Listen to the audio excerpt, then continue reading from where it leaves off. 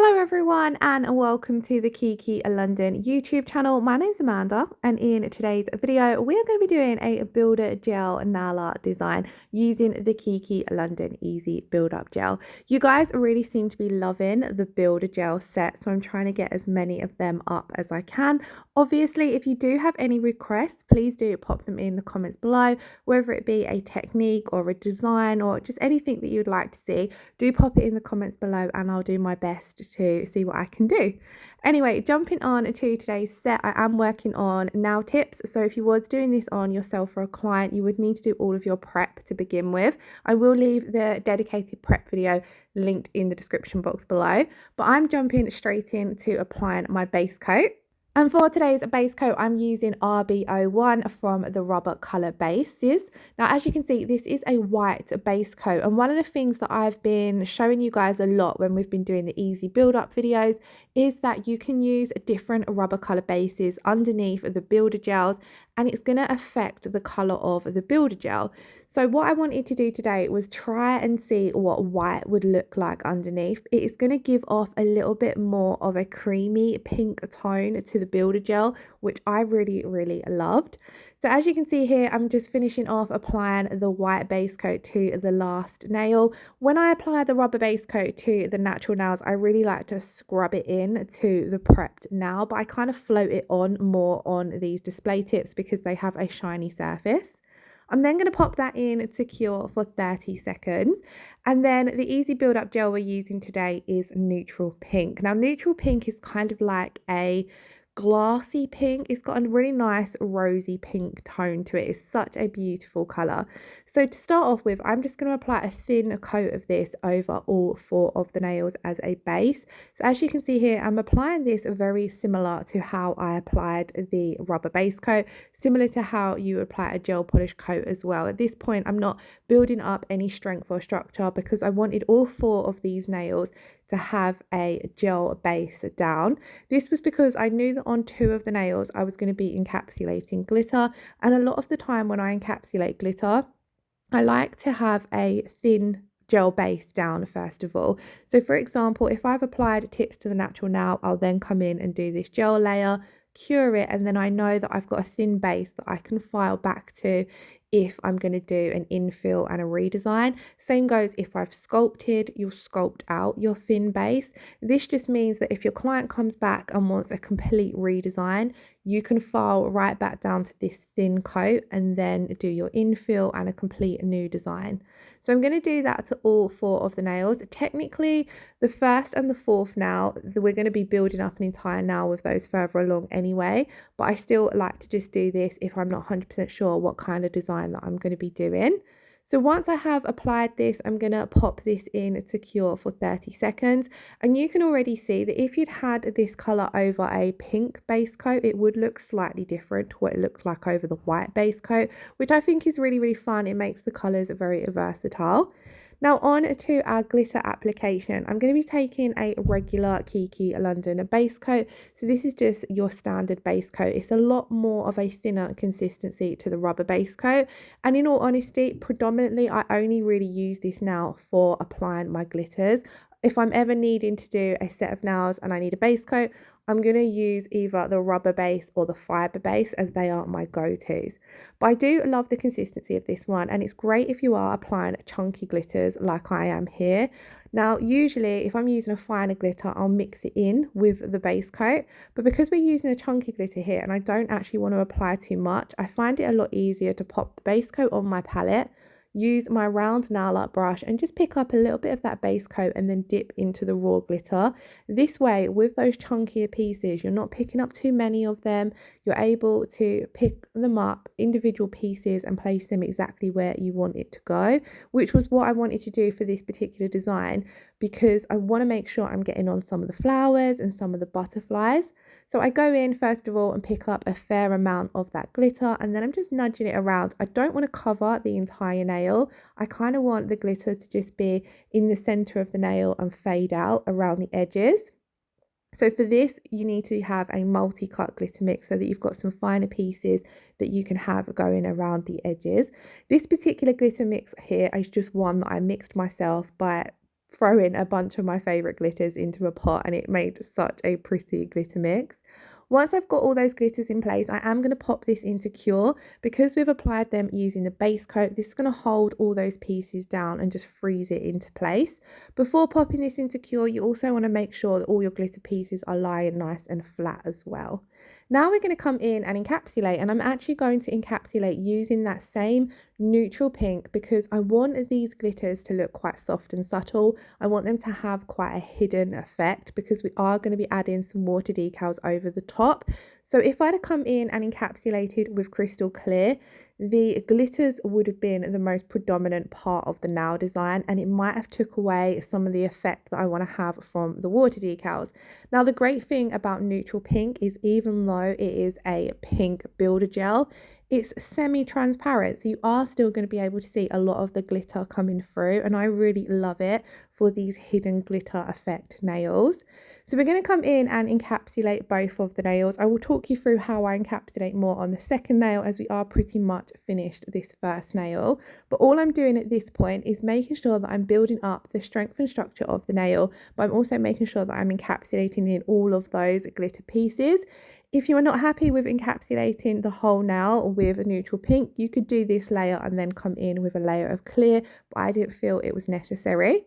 So on to the application, I always start with applying my slip layer. So this is a thin wet layer that goes over the entire nail. And with this layer, I'm really working it around those chunky glitter pieces so that my builder layer is just going to flow nicely over them. Then for my builder layer, I'm kind of rooting in my bottle and bringing a lot of that builder gel to the top of the bottle. This is because I'm working my way down the bottle and I've only got a small amount of product left in here, but you are able to get it out. You just need to either turn your bottle onto its side or you will see me roll it.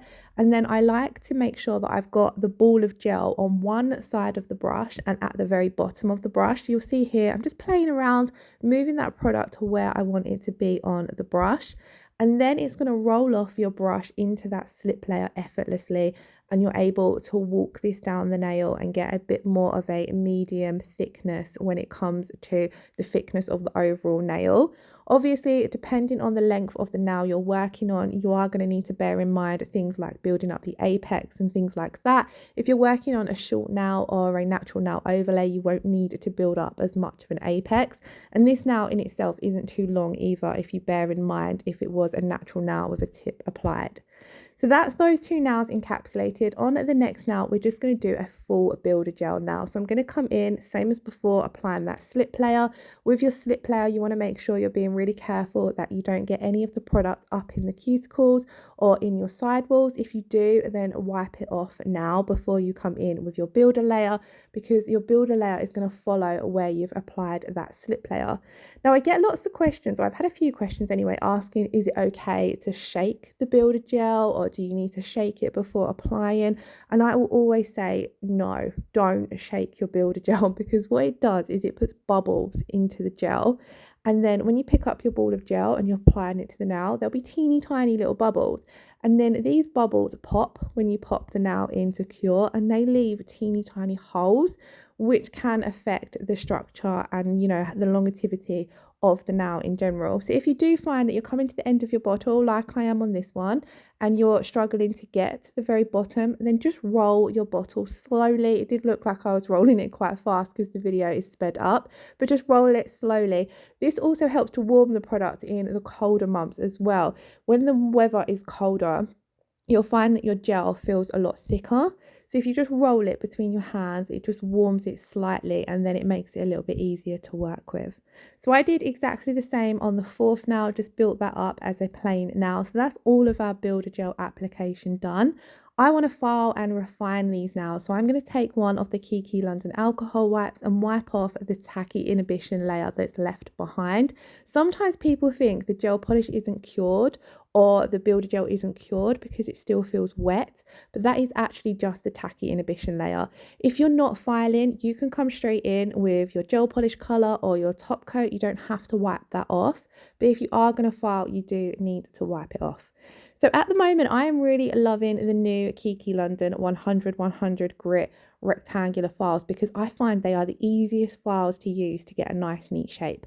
Now my application I was quite happy with, so I don't need to do lots of filing, but I always love to come in and shape the nails just because I find, especially when you're working on yourself, you're just going to get, I'll show you the difference at the end of filing this one of how the nail looked before filing and after filing, and it's only a few seconds because I'm quite happy with my application. Like I said, I'm just refining the nail. So I come in and shape the side walls and the tip of the nail, and then I'm very gently coming over the entire surface of the nail as well. And I am doing this very gently with minimal pressure because the builder gel does file down really quickly. So if you don't feel confident using a 100 grit file, then I would say use a 180 because obviously you don't want to file down the nail too much.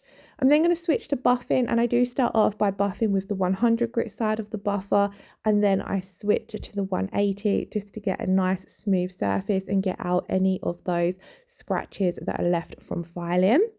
Then sometimes I'll jump back and just file up the free edge again. Now, if I'm doing an overlay, I tend not to file and I would just use the buffer. I still would like to refine with the buffer as I feel it just makes an incredible difference. Like here is the difference here. So on the right side, we've got the unfiled and on the left, the filed. And I think it just makes such a more beautiful shape to the nail. I did give these a really good dust using the Kiki London dust brush, but then I'm going to wipe over them with another alcohol wipe just to make sure that all of that dust is completely removed. Then we are going to be applying some water decals. I really love these ones and I can't believe I haven't used them as much as I have.